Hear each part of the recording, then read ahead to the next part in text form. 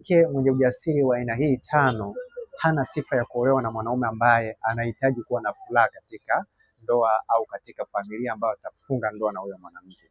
Ni muhimu sana kuweza kujua kwamba mwanamke anatakiwa ana staa.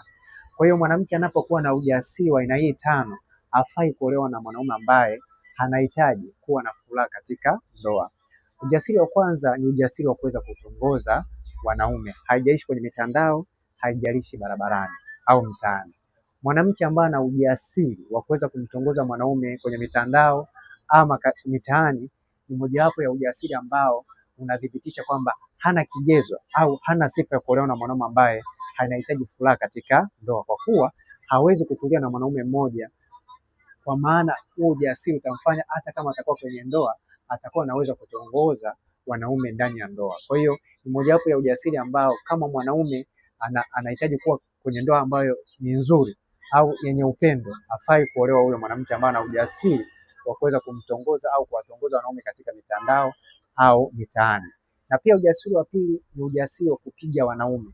Mwanamke anapokuwa na ujasiri wa kuweza kuwapiga wanaume ni mojawapo ya ujasiri ambao mwanaume ambaye anahitaji kuwa na mwanamke sahihi hatakiwi kumuoa huyo mwanamke, kwa sababu ni rahisi kupigwa na huyo mwanamke.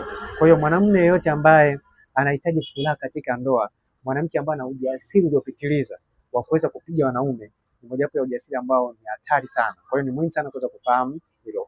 Na pia ujasiri wa tatu ni ujasiri wa mwanamke kuweza kuvua chupi kwa ajili ya kupata pesa.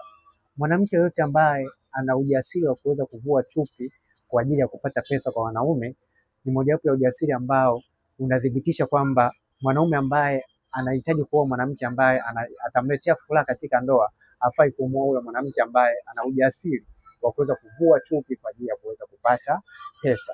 Na pia ujasiri mwingine ni ujasiri wa mwanamke kuwa na mwanaume zaidi ya moja kwenye mahusiano.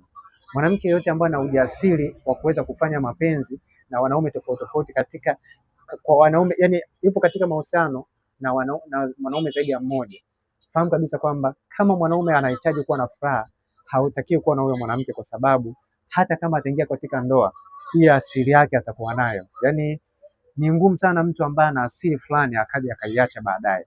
Kwa hiyo ni muhimu sana kuweza kujua kwamba kama mwanamke ana ujasiri wa kuwa katika mahusiano na mwanaume mmoja, ni muhimu kufahamu kwamba kama wewe mwanaume unahitaji kuwa na furaha katika ndoa, huyu mwanamke hafai kuolewa, kwa sababu atakutesa katika ndoa. Na pia ujasiri mwingine ni ujasiri wa kuwa na, yani wa kutokuwa na staa ya wanamke. Ni muhimu sana kuweza kujua kwamba mwanamke yeyote ambaye anakuwa na